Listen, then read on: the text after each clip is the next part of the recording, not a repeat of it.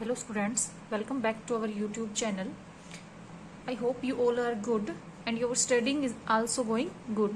So let's further continue our topic of statistical physics, and today we will going to start the second unit of statistical physics, that is entropy and Boltzmann statistics. तो आज से जो है हम क्या करने वाले हैं, सेकेंड यूनिट स्टार्ट करने वाले हैं आपकी. ठीक है, फर्स्ट यूनिट हमारी कंप्लीट हो चुकी है एंड द सेकेंड यूनिट का जो आपका चैप्टर है वो है कौन सा, एंट्रोपी, एंड डिस्कस करेंगे हम बोल्ट्जमैन स्टैटिस्टिक्स. ठीक है,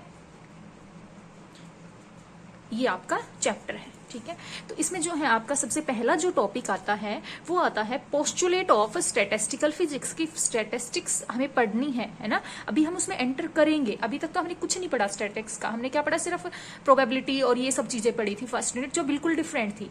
अब हम स्टैटिस्टिक्स में घुसने जा रहे हैं ना, तो यहाँ पे जो सबसे पहला जो कॉन्सेप्ट आता है कि कुछ पोस्टुलेट है स्टैटिस्टिकल फिजिक्स के, तो वो पोस्टुलेट ही क्या है, कई बार पूछ लेता है वो डायरेक्टली कि right the postulates of statistical physics. ठीक है, तो सबसे पहले हम वही डिस्कस करेंगे, पोस्टुलेट्स ऑफ स्टैटिस्टिकल फिजिक्स के क्या पोस्टुलेट हैं. काफी इजी है.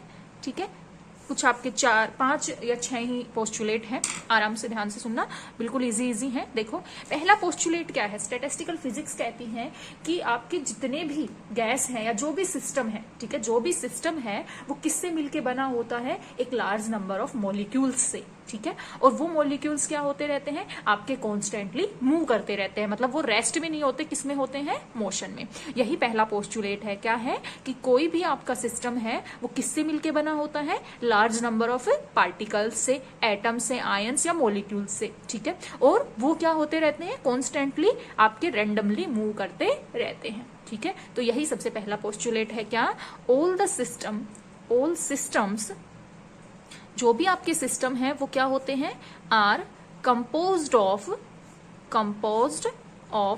Large number of particles. ठीक है, वो किससे मिलके बने होते हैं, लार्ज नंबर ऑफ पार्टिकल्स, और वो क्या करते रहते हैं, which are in state of, वो किस स्टेट में रहते हैं, state of constant random motion. ठीक है, तो यही क्या है, आपका पहला पोस्टुलेट है स्टैटिस्टिकल फिजिक्स का. क्या कि जो सिस्टम है वो किससे मिलके बना है, लार्ज नंबर ऑफ पार्टिकल्स से, और वो जो लार्ज नंबर ऑफ जो पार्टिकल्स है वो भी क्या है, स्टेट ऑफ मोशन में है. ठीक है, पहला पोस्टुलेट. सेकंड और थर्ड, ये इंपॉर्टेंट पोस्टुलेट है, ये काफी जगह यूज होंगे. सेकंड पोस्टुलेट और थर्ड पोस्टुलेट. क्या, सेकंड पोस्टुलेट कहता है कि जो टोटल, आपने कहा क्या होता है, बहुत सारे नंबर ऑफ पार्टिकल्स होते हैं या मॉलिक्यूल्स होते हैं, तो सेकंड पोस्टुलेट उन मॉलिक्यूल्स के बारे में या उन पार्टिकल्स के बारे में बता रहा है कि ये जो बहुत ज्यादा नंबर ऑफ पार्टिकल्स का जो है ना, ये जो टोटल नंबर है ना इनके मॉलिक्यूल्स का या पार्टिकल्स का इस सिस्टम में, वो हमेशा कॉन्स्टेंट रहेंगे. क्या रहेंगे, हमेशा कॉन्स्टेंट, वेरी नहीं करेंगे. ठीक है, क्या, टोटल नंबर ऑफ मॉलिक्यूल्स या फिर particles in the system remains constant. ठीक है, वो क्या रहते हैं, कांस्टेंट रहते हैं. ठीक है, तो सेकंड पोस्टुलेट यही है आपका. क्या, the total number of particles in A system. ठीक है, total number of particles in A system remains constant. और ये पोस्टुलेट बहुत जगह यूज होगा आगे हमारा. ठीक है, अगर हम क्या लें, N1, N2, N3 क्या है, नंबर ऑफ पार्टिकल्स है डिफरेंट सेल्स में, तो जो आपके N1 होगा plus N2 plus N3 plus up to so on, large number of particles, ये हमेशा क्या रहेगा, कांस्टेंट रहेगा. ये क्या कहता है, सेकंड पोस्टुलेट कहता है. ठीक है, आ गई बात समझ में. तो सेकंड पोस्टुलेट ये है जो इंपॉर्टेंट है. थर्ड वन और भी आपका इंपॉर्टेंट है, ये दो मैं कह रही हूँ बार बार यूज होंगे आपके. ठीक है, आगे थर्ड पोस्टुलेट क्या कहता है, थर्ड कहता है कि जो सिस्टम है ना, सिस्टम आपका, उसकी टोटल एनर्जी हमेशा क्या रहेगी, कांस्टेंट रहेगी. ठीक है, टोटल एनर्जी जो है सिस्टम की वो हमेशा क्या रहेगी, कांस्टेंट रहेगी. ठीक है, क्या कहता है, the total energy of the system remains constant. कि टोटल एनर्जी भी आपके सिस्टम की क्या रहेगी, कांस्टेंट रहेगी. ठीक है, जैसे अगर मान लो इफ U1 क्या है, एनर्जी है किसकी, N1 पार्टिकल की. ठीक है, सेम ऐसे ही U2 क्या है, एनर्जी ऑफ N2 पार्टिकल. तो इस तरीके से आपकी U1 N1 plus U2 N2 plus up to so on UN, और आपके अंदर क्या हो टोटल n पार्टिकल्स है ना nn, तो वो क्या रहेगी हमेशा आपकी कांस्टेंट। ठीक है, तो टोटल एनर्जी जो है किसी भी आपकी सेल में वो क्या रहेगी, सिस्टम की टोटल एनर्जी क्या रहेगी आपकी कांस्टेंट रहेगी। तो ये दोनों पोस्टुलेट बहुत जगह यूज होने वाले हैं हमारे आगे। ठीक है, आ गई बात समझ में, दो पोस्टुलेट हो गए। तीसरा पोस्टुलेट क्या कहता है, तीसरा कहता है कि हमने क्या पढ़ा था, सॉरी फोर्थ है ना, तीन तो हो गए, फोर्थ हमने क्या पढ़ा था, फेज स्पेस पढ़ा था है ना। तो कहता है जो फेज स्पेस है ना उसके अंदर क्या होती है, सेल्स होती हैं। उस फेज स्पेस के अंदर एलिमेंट्री सेल, जैसे ये मैंने कोई एक फेज स्पेस बना दिया है ना, ये बड़ा डब्बा मान लो, इसके अंदर क्या होंगी, छोटी छोटी एलिमेंट्री सेल्स होंगी, और उन सेल्स का साइज क्या होगा, सेम रहेगा, सबका साइज क्या रहेगा, बराबर रहेगा। कंपार्टमेंट बोल सकते हो, एलिमेंट्री सेल भी बोल देते हैं कई बार। ठीक है, तो फोर्थ पॉइंट आपका यही है, क्या, इन फेज स्पेस, फेज स्पेस क्या था आपका कि प्रोडक्ट दोनों को मिला के किस किस को, पोजीशन स्पेस और मोमेंटम स्पेस को हम क्या नाम देते हैं, फेज स्पेस है ना। ये तो हम प्रीवियस वीडियो में स्टडी कर चुके। तो कहता है कि फेज स्पेस में क्या है, all the elementary cells, all the elementary, जितनी भी आपकी क्या होगी, एलिमेंट्री सेल्स होंगी। ठीक है, all the elementary cells are of same size, उन सब का साइज क्या होगा, सेम होगा। ठीक है, अगली बात समझ में, फोर्थ पॉइंट कि फेज स्पेस में जितनी भी एलिमेंट्री सेल होगी उन सब का साइज क्या रहेगा आपका, सेम रहेगा। फिफ्थ पॉइंट, फिफ्थ पोस्टुलेट क्या कहता है कि आपकी अब जितनी भी आपकी जो प्रोबेबिलिटी होगी है ना, किसकी, अगर प्रोबेबिलिटी आपकी किसी भी इवेंट की होने की, क्योंकि सबका साइज क्या है, इक्वल है, तो प्रोबेबिलिटी भी क्या रहेगी, सबकी बराबर रहेगी। ठीक है, तो नेक्स्ट यही है, इक्वल ए प्रोबेबिलिटी पढ़ी आपने, क्या, the probabilities of, the probabilities किसकी, ऑफ इवेंट। ठीक है, events that are equally likely, वो क्या रहेगी, टू अकर आर इक्वल, तो उनकी प्रोबेबिलिटी भी क्या रहेगी आपकी, इक्वल रहेगी। ठीक है, 5 पोस्टुलेट हो गए। And the last one is the sixth postulate, वो क्या कहता है कि अगर कोई भी आपका सिस्टम है तो वो सिस्टम इक्विलिब्रियम स्टेट में अगर है, इक्विलिब्रियम स्टेट कौन सी स्टेट होगी, जो उसकी मोस्ट प्रोबेबल स्टेट, और आपको पता है मोस्ट प्रोबेबल कब होती है, जब हाफ हाफ हो, अगर 2 कंपार्टमेंट हो तो n/2 इसमें और n/2 इसमें, मतलब अगर 50 है तो 25 इसमें और 25 इसमें, स्टेट को हम क्या बोलते हैं, इसकी मोस्ट प्रोबेबल स्टेट बोलते हैं ना। तो सिक्स्थ पोस्टुलेट यही कहता है कि जो इक्विलिब्रियम स्टेट होगी सिस्टम की, वो किसको कोरस्पोंड करती है, मोस्ट प्रोबेबल स्टेट को, क्योंकि ज्यादातर सिस्टम इसी स्टेट में रहना चाहता है। ठीक है, तो उसकी प्रोबेबिलिटी क्या होती है, मैक्सिमम होती है। तो लास्ट पोस्टुलेट यही है, क्या, द इक्विलिब्रियम, ठीक है, the equilibrium state of a system, जो इक्विलिब्रियम स्टेट होगी किसी भी सिस्टम की, वो किसको कोरस्पोंड करेगी, corresponds to a state of maximum probability, state of maximum probability. ठीक है, तो वो किसको कोरस्पोंड्स करती है, आपकी मैक्सिमम प्रोबेबिलिटी को कोरस्पोंड करती है। ठीक है, तो ये आपके क्या थे, 6 पोस्टुलेट थे स्टैटिस्टिकल फिजिक्स के, जो काफी बार पूछे जाते हैं। ठीक है, पोस्टुलेट क्या थे, ठीक है, पहला क्या था कि भाई सिस्टम के अंदर लार्ज नंबर ऑफ पार्टिकल होता है। दूसरे ने यही बता दिया कि जो पार्टिकल्स कह रहे हो ना आप, लार्ज नंबर, वो हमेशा क्या रहते हैं, कांस्टेंट रहते हैं। थर्ड ने एनर्जी के बारे में बताया कि एनर्जी भी कांस्टेंट रहती है। फिर चौथे ने कहा कि फेज स्पेस में जितनी भी एलिमेंट्री सेल होंगी उनका साइज क्या रहेगा, बराबर रहेगा। फिर पांचवें ने कहा अगर साइज बराबर है तो उनकी प्रोबेबिलिटी भी क्या रहेगी, इक्वल रहेगी। और लास्ट एंड सिक्स्थ वन उसने क्या कहा गया कि अगर कोई आपका सिस्टम है तो उसकी इक्विलिब्रियम स्टेट उसको कोरस्पोंड करेगी the state of maximum probability, मतलब सबसे ज्यादा मैक्सिमम प्रोबेबिलिटी में रहेगा, तो वो कौन सी स्टेट होगी, उसकी इक्विलिब्रियम स्टेट होगी। ठीक है, तो ये क्या थे बेसिक पोस्टुलेट, 6 पोस्टुलेट थे आपके स्टैटिस्टिकल फिजिक्स के।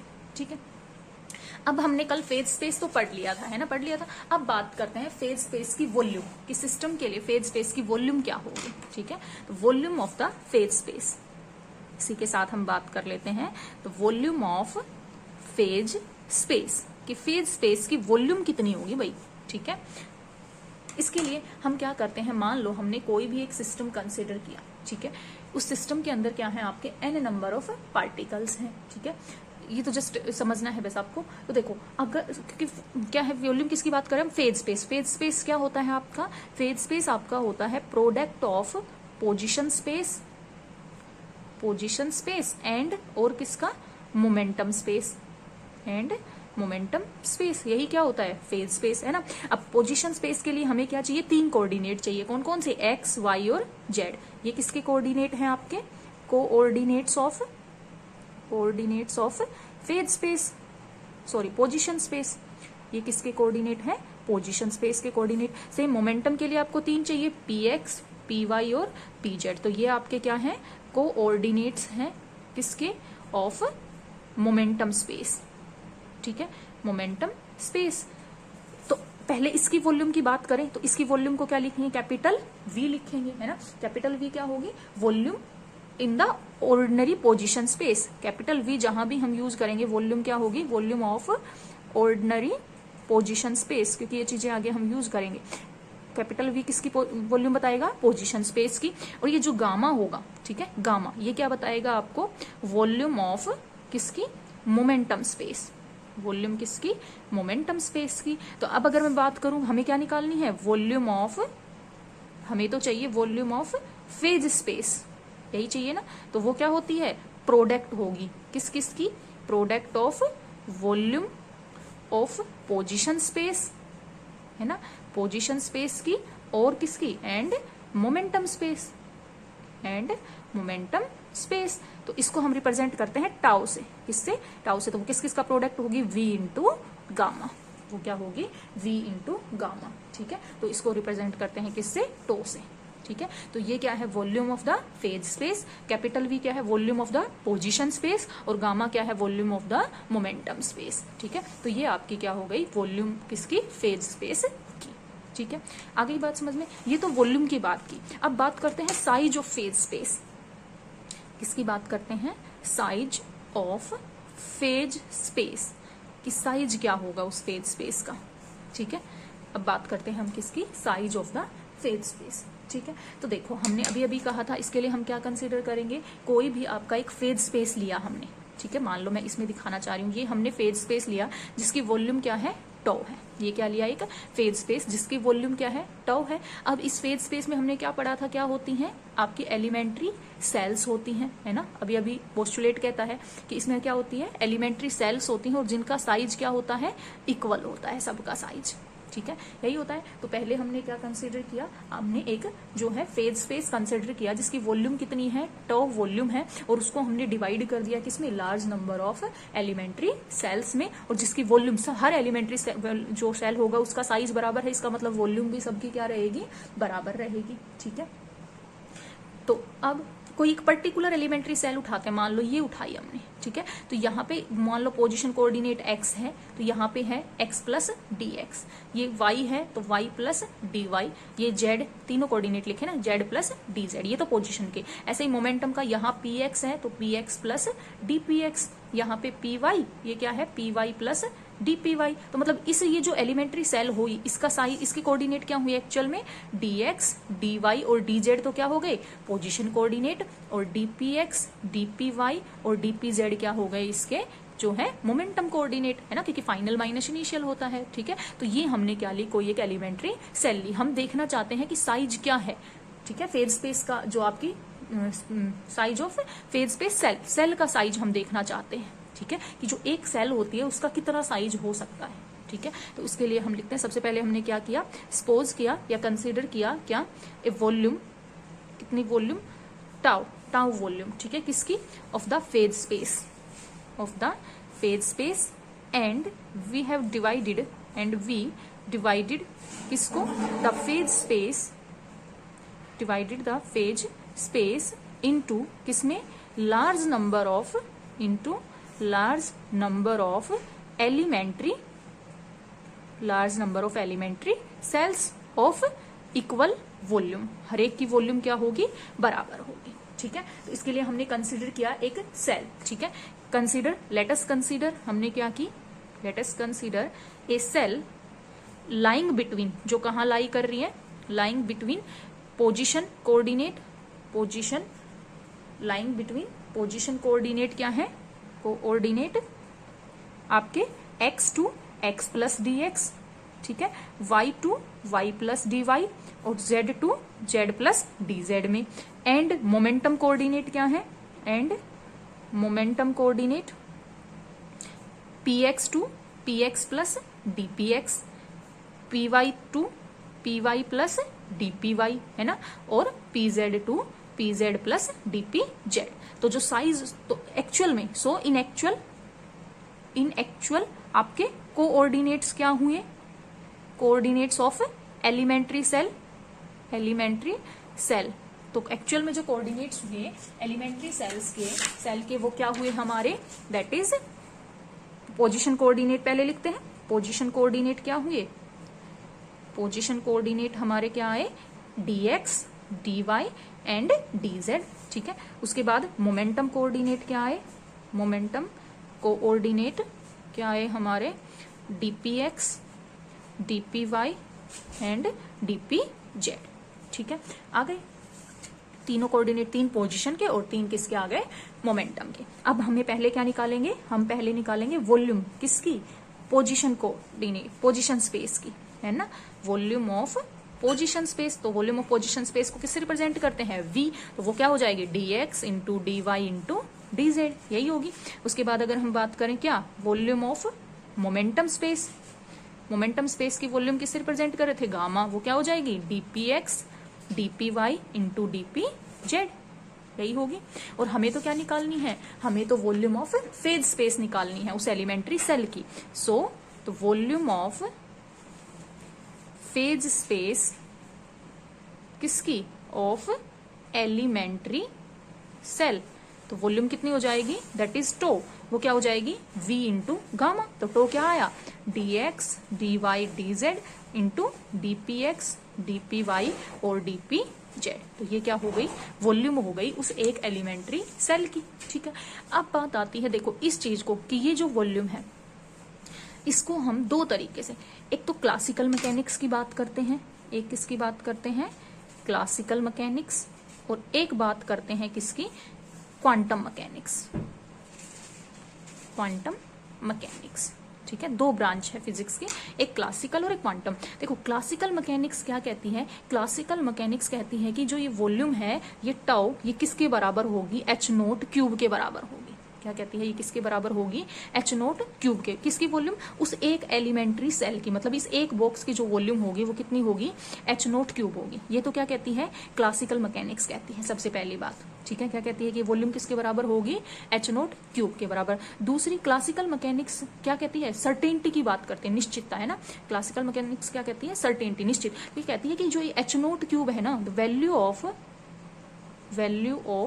h0 cube can be as small as possible, as small as possible. तो ये कहता है कि इस h0 क्यूब की कोई वैल्यू फिक्स नहीं है, क्योंकि हम h0 क्यूब को जितना छोटा हो उसके उतना छोटा बना सकते हैं। इवन हम h0 को 0 को भी अप्रोच करवा सकते हैं। ये क्या कहती है, क्लासिकल मैकेनिक्स कहती है, ठीक है। लेकिन हम क्लासिकल की बात नहीं करते, हम आते हैं क्वांटम पे। क्वांटम मैकेनिक्स क्या कहती है कि टो जो है इसकी वैल्यू क्या होती है, h क्यूब होती है। h क्यूब क्यों, क्योंकि हेजनबर्ग किसके according to Heisenberg uncertainty relation आपने पढ़ा होगा, वो क्या कहता है, delta x into delta P X must be greater than क्या होता है, h, है ना। और h क्या है, h आपका प्लैंक्स कांस्टेंट, तो इसलिए यहाँ पे रखेंगे तो ये वैल्यू क्या हो जाएगी, h क्यूब, ठीक है। तो ये कहता है कि इसकी वैल्यू क्या होती है, h क्यूब होती है। तो दूसरी बात ये क्या कहता है कि value of h cube is, या value of h cube can not be zero और as small as possible, small as possible. ये कहता है फिक्स होती है, उसको हम अपनी मर्जी से क्या नहीं कर सकते, जितना छोटा हो उतना छोटा नहीं बना सकते। वो क्या कहती है, क्वांटम मैकेनिक्स, ठीक है। तो क्वांटम मैकेनिक्स के अकॉर्डिंग जो वॉल्यूम है वो मस्ट बी ग्रेटर देन क्या होनी चाहिए, इक्वल टू h क्यूब होनी चाहिए, ठीक है। आगे बात समझे, ये क्लासिकल पॉइंट है और ये क्या है, क्वांटम पॉइंट, क्वांटम मैकेनिकली, ठीक है। आ गई। अब हमें तो क्या करना था, यह बात समझ में आई, साइज मतलब वॉल्यूम पता चल गया उस एलिमेंट्री सेल का। अब अगर हमें किसी भी फेज स्पेस में क्या पता करना हो, कितनी सेल्स हैं, क्या है ये, कितनी सेल बनेगी, ये कोई फेज स्पेस था तो इसमें कितनी नंबर ऑफ सेल्स आएंगी, तो हम क्या करें, टोटल जो वॉल्यूम है इस फेज स्पेस की उसको किससे डिवाइड कर दें, एक की वॉल्यूम से, दैट इज एक एलिमेंट्री सेल की वॉल्यूम से डिवाइड कर दे, है ना। टोटल जो वॉल्यूम है उसको किससे डिवाइड कर दे, सिंगल की वॉल्यूम से डिवाइड कर दे, ठीक है। तो यहाँ पे सॉरी ये जो वॉल्यूम थी क्या थी, डी-टो, टोटल वॉल्यूम की बात नहीं कर रहे, अभी सिर्फ एक सेल की बात कर रहे हैं, है ना।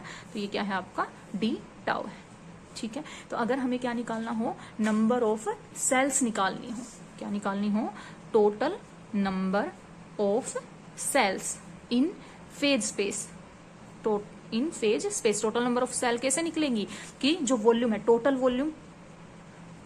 वॉल्यूम ऑफ फेज स्पेस की जो बड़े बॉक्स की पूरी वॉल्यूम है उसको किससे डिवाइड कर दें, total volume of single elementary cell, single cell की वॉल्यूम से क्या कर दे, वहां पे हम डिवाइड कर दें। ठीक है, तो टोटल वॉल्यूम हमारे पास की वॉल्यूम के लिए triple integrate dx dy dz dpx dpy और dpz यही है। इसको किससे डिवाइड कर दें, टोटल वॉल्यूम ऑफ सिंगल की वॉल्यूम क्या है, d टाउ, यही है। ठीक है, तो इसको क्या करें, अलग अलग करोगे तो ये किसके बराबर आएगी, एक तो वॉल्यूम v और एक गामा, है ना, क्योंकि फेज स्पेस की वॉल्यूम क्या निकाली थी, tau is equal to v into gamma divided by d tau. ठीक है, तो ये क्या आ गई, नंबर ऑफ एलिमेंट्री सेल्स। ये क्या है आपकी, number of elementary cells in phase space. ठीक है, तो ये क्या है आपकी number of elementary cells in phase space. ठीक है, तो यहाँ पे आपका जो है ये टॉपिक कंप्लीट।